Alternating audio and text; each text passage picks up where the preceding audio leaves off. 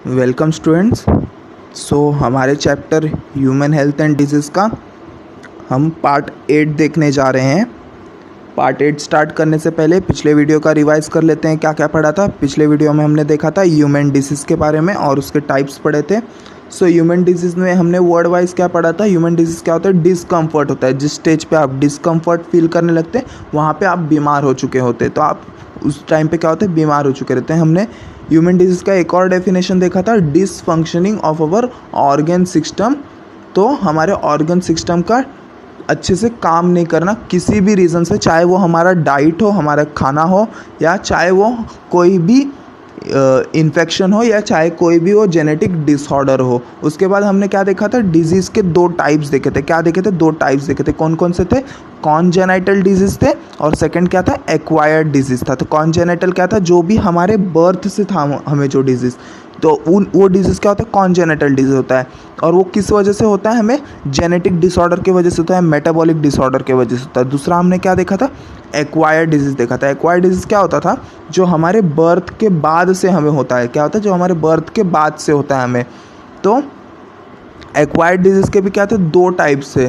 तो कौन कौन से वो दो टाइप्स थे? पहला था कम्युनिकेबल डिजीज़ एंड दूसरा था नॉन कम्युनिकेबल डिजीज़। तो पहला क्या था? जो स्प्रेड नहीं हो सकता है। उसका एग्जाम्पल हमने क्या देखा था?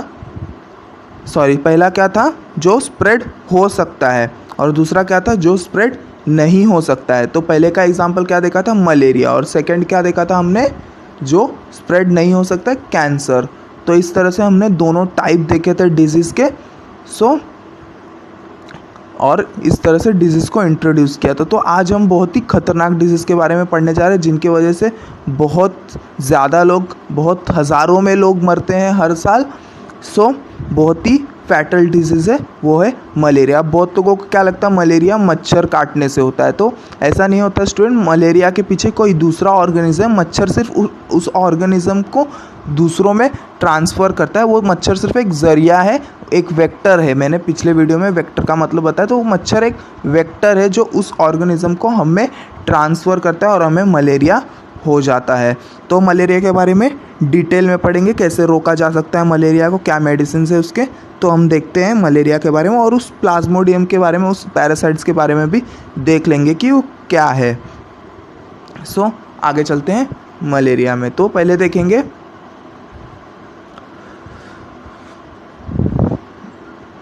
मलेरिया के बारे में।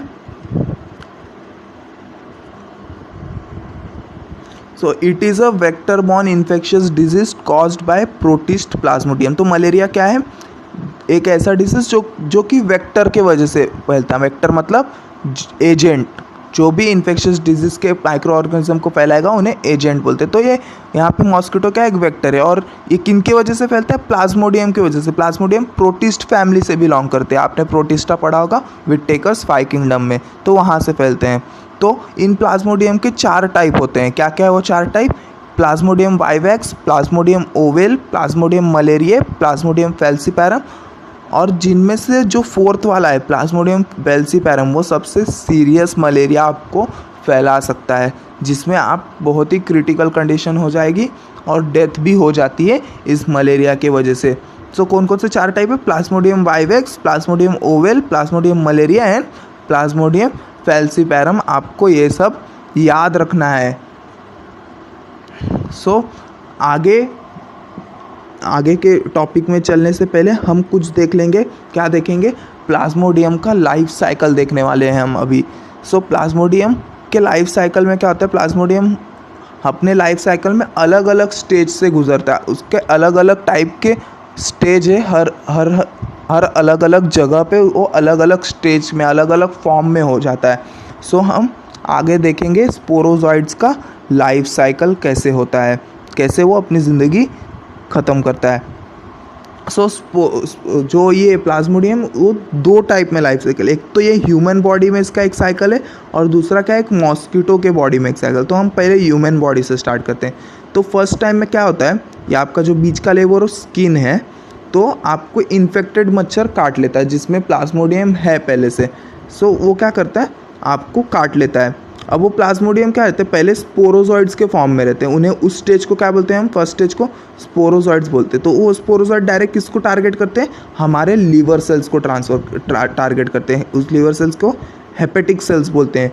तो वो उन्हें टारगेट करते हैं और उन सेल्स में वो रहते हैं, उनका न्यूट्रिएंट्स यूज़ करते हैं और अंदर ही अंदर मल्टीप्लाई होते जाते हैं। क्या होते जाते हैं, मल्टीप्लाई होते जाते हैं और एक मास बना लेते हैं जिसे हम क्या बोलते हैं, शिनजॉन बोलते हैं। क्या बोलते हैं, शिनजॉन बोलते हैं। और बाद में वो क्या होता है, शिनजॉन रप्चर हो जाता है और हमारे हेपेटिक सेल को भी रप्चर कर देता है और बहुत सारे में क्या होता है, स्प्रेड हो जाता है, जिसे हम क्या बोलते हैं, मीरोजॉइड्स बोलते हैं। शिनजॉन के अंदर से क्या निकलता है, मीरोजॉइड्स निकलता है। अब वो मीरोजॉइड्स किसे टारगेट करते हैं, हमारे आरबीसी सेल्स को टारगेट करते हैं। और वो क्या करते हैं, हमारे आरबीसी सेल्स में क्या होते हैं, अंदर घुस जाते हैं और उस स्टेज को क्या बोलते हैं हम, ट्रोपोजॉइड बोलते हैं। अच्छे से याद रखना, क्या बोलते हैं, ट्रोपोजॉइड्स बोलते हैं। और वो अंदर भी क्या होते हैं, डिवाइड होने लगते हैं, अंदर भी क्या होने लगते हैं, सेम काम करते हैं। वो अंदर मल्टीप्लाई होने आरबीसी सेल्स को, और मल्टीप्लाई होते होते क्या करते हैं, शिनजॉन बना लेते हैं। क्या करते हैं, शिनजॉन बना लेते हैं और बाद में क्या करते हैं, उन आरबीसी सेल्स को रप्चर करके वो बाहर निकल जाते हैं। उसके बाद क्या होता है, जो कुछ मीरोजॉइड्स रहते हैं ना, वो दूसरे आरबीसी सेल्स को टारगेट करते हैं और कुछ मीरोजॉइड्स क्या होते हैं, मेल और फीमेल गैमेट में चेंज हो जाते हैं। क्या होते हैं, मेल और फीमेल गैमेट में चेंज हो जाते हैं, जिसे हम क्या बोलते हैं, गैमेटोसाइड्स बोलते हैं। अब सेकंड टाइम क्या होता है, जब आप कोई मच्छर काटता है, अब आप इन्फेक्ट हो चुके हैं मलेरिया से, तो सेकंड टाइम क्या होता है, आपको मच्छर काटता है तो वो फिर से इन्फेक्ट हो जाता है। कैसे, जो मेल और फीमेल गैमेट बने ना, वो उसके मुंह के अंदर चले जाते हैं और फिर वो सेकंड टाइम दूसरे पर्सन को काटता है तो वो मेल और फीमेल गैमेट क्या होते हैं, फ्यूज़ होकर जाइगोट बना लेते हैं। क्या करते हैं, जाइगोट बना लेते हैं।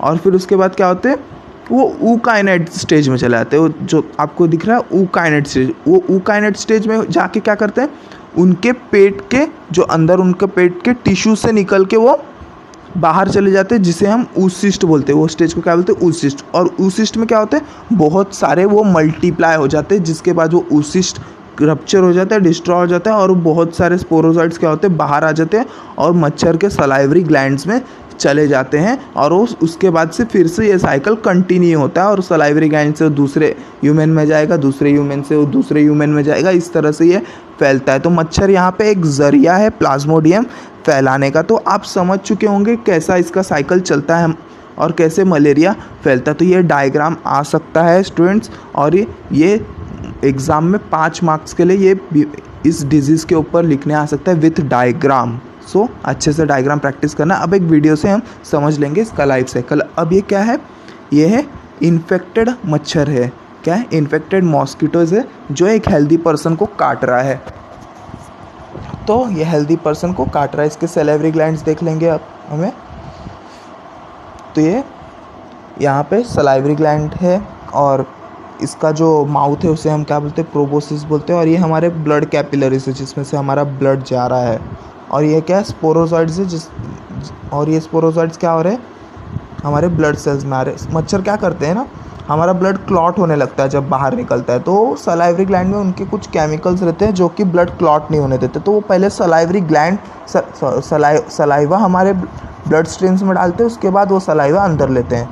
तो अब ये सलाइवा के साथ स्पोरोजॉइड्स क्या हुआ है, हमारे बॉडी में आ चुका है। अब ये लीवर सेल्स को टारगेट करेंगे और लीवर सेल्स में हेपेटिक सेल्स को टारगेट करते हैं लीवर सेल्स में।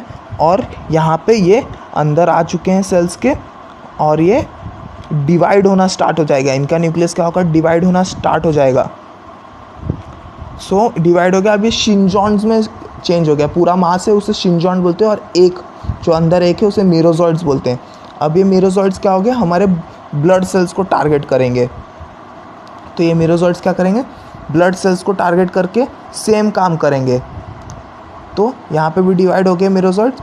अब ये रप्चर करके निकल जाएंगे, हमारे ब्लड सेल्स को इन्होंने ख़राब कर दिया। अभी रप्चर करके नहीं, सेम जो मीरोजॉइड्स होंगे अब वही काम करेंगे। और कुछ मीरोजॉइड्स क्या करेंगे, मेल और फीमेल गैमेट्स में चेंज हो जाएंगे, जैसे कि हमने अभी पढ़ा था। क्या होंगे, मेल और फीमेल गैमेट में चेंज होएगा और वो डॉर्मेंट रहेंगे, वो कुछ नहीं फैलाएंगे, वो डिजीज़ भी नहीं फैलाएंगे और हमें कुछ हार्म नहीं करेंगे। हार्म कौन करेगा, दूसरे मीरोजॉइड्स करेंगे। अब सेकंड टाइम क्या होगा, हमें फिर से मच्छर काटेगा और जब वो मच्छर काटेगा तो ये मेल और फीमेल गैमेट्स क्या होंगे, उसके ब्लड के साथ उसके पेट में चले जाएंगे और पेट में सिर्फ सेल्स डाइजेस्ट होते हैं, ये डाइजेस्ट नहीं होते। तो ये सेल्स देखिए डाइजेस्ट हो जाएंगे और सिर्फ मेल और फीमेल गैमेट बचेंगे जो फ्यूज़ होकर जाइगोट बनाएंगे। तो ये गैमेटोसाइड से और यहाँ पे जाइगोट बन जाएगा और इस स्टेज को क्या बोलते हैं हम? ऊकाइनेट। जाइगोट बनने के बाद के स्टेज को क्या बोलते हैं हम? ऊकाइनेट। अब ये क्या करेंगे? उनके स्टमक लेयर्स को क्रॉस करके ऊसिस्ट फॉर्म करेंगे। क्या करेंगे? ऊसिस्ट फॉर्म करेंगे, उनका ही न्यूट्रिएंट यूज़ करके फॉर्म कर, और ऊसिस्ट के अंदर बहुत सारे वो डिवाइड होते जाएंगे और बाद में क्या होगा? मैच्योर होने के बाद उनका ऊसिस्ट रप्चर हो जाएगा और बहुत सारे स्पोरोजॉइड्स फॉर्म हो जाएंगे और फिर वो स्पोरोजॉइड्स क्या करेंगे? उनके सलाइवरी ग्लैंड्स में जाएंगे। जब सेकेंड टाइम फिर से मच्छर किसी हेल्दी पर्सन को काटेगा तो स्पोरोजॉइड्स उनके सलाइवा से फिर से उनके बॉडी में चले जाएंगे और इस तरह से मलेरिया फैलते जाएगा। तो इस तरह का साइकिल होता है। अब हम कुछ साइंस और सिम्टम्स देख लेते हैं, किस तरह से हम मलेरिया को पहचान सकते हैं, क्या साइंस और क्या सिम्टम्स है। तो पहला है, initial symptoms are fever, headache and chill may be difficult to recognise as malaria. तो पहले क्या होता है? हमें बुखार होता है, हमारा टेम्परेचर हाई होता है, हमारा सर दुखता है और हमें ठंडी भी लगती है, पर इनसे जल्दी हम नहीं पहचान सकते कि हमें मलेरिया हो गया क्योंकि ये कॉमन होता है सब में। तो हम सेकंड सिम्टम्स की तरह चलते हैं। सेकंड सिम्टम्स क्या कहता है? तो देखते हैं second symptom. Classical symptom of malaria is cyclic occurrence of high fever followed by sweating and sudden shivering. Such entire episode lasts for 4 to 6 hours and recurs every 2 days or 3 days. तो क्या होता है students? हमें कभी कभार fever होने लगता है, हाई फीवर, जिसमें हमें स्वेट्स भी आता है और कभी कभी हमें बहुत ठंडी भी लगती है। तो ये हर 4 से 5 घंटों में होते रहता है और 2 से 3 दिन ये कंटिन्यूस होते रहता है। तो आप देखेंगे जिसे मलेरिया होता है उसे सुबह शाम बीमार होता है, डॉक्टर पूछता है सुबह भी बीमार हो रहे, शाम को भी बीमार हो रहे, तो ये मलेरिया का एक सिम्टम है। तो ये क्यों होता है स्टूडेंट? जो मीरोजॉइड्स रहते हैं ना, जब बाहर आते हैं ना सेल से, तो हमारा इम्यून सिस्टम उनके खिलाफ रेस्पॉन्स करता है, तो हमें फीवर होने लगता है वो टाइम पे। और जब वो फिर से अंदर चले जाते हैं ना RBC के, तो क्या होता है? हमारा इम्यून सिस्टम क्या होता है? एक्शन लेना बंद करता है, क्योंकि बाहर का सेल्स दिखेगा ही नहीं तो एक्शन नहीं लेगा हमारा इम्यून सिस्टम। तो इस तरह से हमें बार बार फीवर आता है सुबह शाम, मतलब 4-4 5-5 घंटे में। जब भी वो मीरोजॉइड्स हमारे सेल से बाहर निकलते हैं तब हमें बार बार फीवर होता है। और भी सिम्टम्स है स्टूडेंट्स, और भी सिम्टम्स देख लेते हैं और क्या क्या सिम्टम्स है। कुछ कॉमन सिम्टम्स, ये सबसे कॉमन सिम्टम्स रहता है स्टूडेंट्स। तो और दूसरा सिम्टम्स है वॉमिटिंग एंड कन्वल्जन। सो आपको कभी कभी अच्छा फील नहीं लगेगा और आपको क्या वॉमिटिंग टाइप लगेगा और या तो वॉमिटिंग होगा। दूसरा क्या है? जॉइंट पेन होता है आपको, एल्थ्रेजिया बोलते हैं, जिससे क्या होता है? जॉइंट पेन होने लगता है, आपके जॉइंट्स दुखने लगेंगे। Anaemia due to rupturing of RBCs, मतलब आपको ब्लड की कमी होने लगे, जिसे हम एनीमिया बोलते हैं। क्यों कमी होती है? क्योंकि हमारे सेल्स डिस्ट्रॉय होने लगते हैं। दूसरा क्या है? हेमोग्लोबिन्यूरिया, तो आपका हेमोग्लोबिन का कम होना स्टार्ट हो जाता है, आपके जो हेमोग्लोबिन प्रोटीन है वो कम होने लगते हैं। हेपेटोमेगैली, आपका लीवर क्या होता है? सूजन हो जाती है थोड़ी सी उसमें। रेटिनल डैमेज, तो आपको देखने में भी परेशानी होती है, आपको अच्छे से दिखेगा नहीं, आपके सामने वाली चीज़ों को अच्छे से देख नहीं पाओगे। और लास्ट क्या है? सेरेब्रल मलेरिया, तो कभी कभार मलेरिया अगर ज़्यादा हो जाता है हमारे बॉडी में तो ये हमारे ब्रेन को भी इन्फेक्ट कर सकता है। तो ये सब टाइप के कॉमन सिम्टम्स है कुछ, जिनके वजह से हम मलेरिया को पहचान सकते हैं। सो आपको ये याद रखना है, एग्ज़ाम में आता है स्टूडेंट्स, 5 मार्क्स के लिए आता है विथ डायग्राम। सो आपको ये पूरा याद रखना है। और एक और टॉपिक है हमारे बुक में, मोड्स ऑफ ट्रांसमिशन। तो हमने जो भी लाइफ साइकिल पढ़ा है प्लाज्मोडियम का, वो सेम आपको लिखना है मोड्स ऑफ ट्रांसमिशन में। सो आपको वो सेम लिखना है मोड्स ऑफ ट्रांसमिशन में। सो लाइफ साइकिल को अच्छे से डिस्क्राइब करना है और वो डायग्राम आपको प्रैक्टिस भी करना है। सो अब आगे देखते हैं क्या है। आगे हम देखेंगे डायग्नोसिस देखेंगे एंड ट्रीटमेंट ऑफ मलेरिया देखेंगे, किस तरह से हम मलेरिया को ठीक कर सकते हैं, क्या मेडिसिन है और किस तरह से हम चेक कर सकते हैं कि मलेरिया है कि नहीं आपको। तो हम आगे देखते हैं कि हम किस तरह से चेक कर सकते हैं। तो ये आपको याद रखना है जो भी है सिम्टम साइंस। सो देखते हैं अब आगे डायग्नोसिस एंड ट्रीटमेंट क्या है। तो malaria can diagnose by microscopic study of blood smear. तो हमारे ब्लड्स को निकाल के उन्हें टेस्ट किया जाएगा, तो उससे हमें मालूम पड़ेगा कि हमें मलेरिया है कि नहीं। प्लाज्मोडियम हमें दिखेंगे हमारे ब्लड सेल्स में, तो हमें समझ में आ जाएगा कि हमें मलेरिया हो चुका है, हम इन्फेक्ट हो चुके हैं। तो इस तरह से हम मलेरिया को डायग्नोस कर सकते हैं, हम पहचान सकते हैं कि हमें मलेरिया हो चुका है इन टेस्ट्स के वजह से। कुछ और भी टेस्ट हैं आ चुके हैं, अभी मॉडर्न साइंस ने निकाला है, तो वो अभी इतना फॉर्म में नहीं है, बट कॉमन क्या है हमारे ब्लड टेस्ट। अब देखते हैं ट्रीटमेंट कैसे होता है। तो ट्रीटमेंट के लिए भी बहुत सारे मेडिसिन है, कुछ देख लेते हैं। Treatment of malaria includes artemisinin based combination therapy. तो आर्टिमिसिनिन क्या होता है, एंटी मलेरियल केमिकल है। क्या है, एंटी मलेरियल केमिकल है, जो कि हमें एक प्लांट से मिलता है जो चाइना में है, हमें वो प्लांट से मिलता है। तो WHO has recommended 5 different ACTs which includes various combination of artesunates, sulfadoxine, pyrimethamine etcetera. In addition quinine is also use. So क्या क्या यूज़ कर सकते, कॉम्बिनेशन ऑफ आर्टिस्यूनेट्स, जो मैंने बताया ACTs के साथ, दूसरे मेडिसिन के साथ उसे यूज़ कर सकते हैं। सल्फाडॉक्सिन मेडिसिन का नाम है, पायरीमिथामाइन मेडिसिन का नाम है, और कुछ क्यूनाइंस भी यूज़ करते हैं। अभी आपने न्यूज़ में पढ़ा होगा हाइड्रोक्लोरोक्यूनाइन के लिए अमेरिका ने हमें बोला था, हमसे मांगा था। तो वो मलेरिया का क्या है, एंटी मलेरियल केमिकल है, एंटी मलेरियल ड्रग है वो, जो मलेरिया के प्लाज्मोडियम्स को डिस्ट्रॉय करता है। तो ये टाइप के मेडिसिन, और भी मेडिसिन है स्टूडेंट्स। सो आपको बस इतना ही दिया है, तो आपको इतना ही पढ़ना है अभी फ़िलहाल के लिए। अब देखेंगे किस तरह से हम मलेरिया से बच सकते हैं, प्रिवेंशन एंड कंट्रोल।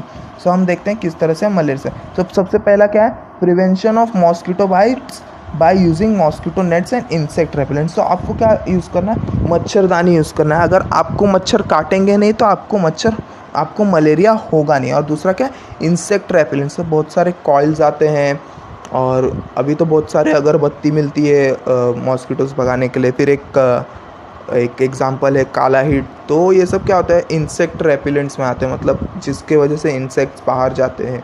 और दूसरा क्या है, आपको कहीं भी ना पानी नहीं जमा होने देना है, क्योंकि मॉस्किटोज़ क्या करते हैं, जहाँ पानी रहता है ना उसमें ही अंडे देते हैं, क्योंकि उनके अंडों को क्या करना रहता है, नरिशमेंट्स करने के लिए पानी की भी ज़रूरत होती है, तो उधर ही अंडे देते हैं। तो अगर पानी जमा नहीं रहेगा तो अंडे नहीं देंगे तो मच्छर नहीं होंगे, और मच्छर नहीं होंगे तो आपको मलेरिया नहीं होगा। और क्या करना है, आपको इंसेक्टिसाइड्स भी छिड़कवाना है महीने या हफ्ते में, जैसे भी वहाँ के उस एरिया के मच्छर हैं, जैसे भी उस मच्छर के पॉपुलेशन है एरिया में, तो उस हिसाब से मच्छर कम होंगे तो मलेरिया होने के चांसेस भी कम होंगे। तीसरा क्या है, mosquito larvae can be control by using gambusia fresh water fish. अभी क्या होता है ना स्टूडेंट्स, कुछ फिश रहते हैं जो ना मच्छर के लार्वे खाते हैं। तो ऐसी एक फ़िश है गैम्बूजिया करके, जो मीठे पानी में होते हैं। तो उन्हें भी अगर हम पाल लेते हैं हमारे आसपास के तालाब में जहाँ पे मच्छर होते हैं, तो भी वो क्या करेंगे, उन मच्छर के लार्वों को खा जाएंगे, और लार्वे ख़त्म हो गए तो मच्छर नहीं होंगे, और मच्छर नहीं होंगे तो हमें मलेरिया नहीं होगा। तो सिंपल है, इन सब प्रिवेंशंस और कंट्रोल्स को यूज़ करके हम बच सकते हैं मलेरिया से। तो इस वीडियो में इतना है स्टूडेंट्स। तो अगले वीडियो में हम पढ़ने वाले हैं नए बीमारी के बारे में, नए डिजीज़ के बारे में, जिसका नाम है अमीबाइसिस। क्या है, अमीबाइसिस, जो कि अमीबा के वजह से होता है। तो अगले वीडियो में हम पढ़ेंगे अमीबाइसिस के बारे में, कैसे वो होता है, किस वजह से होता है, क्या प्रिवेंशन है उसके। तो इस वीडियो में इतना है स्टूडेंट्स। थैंक यू स्टूडेंट्स, मिलते हैं अगले वीडियो में।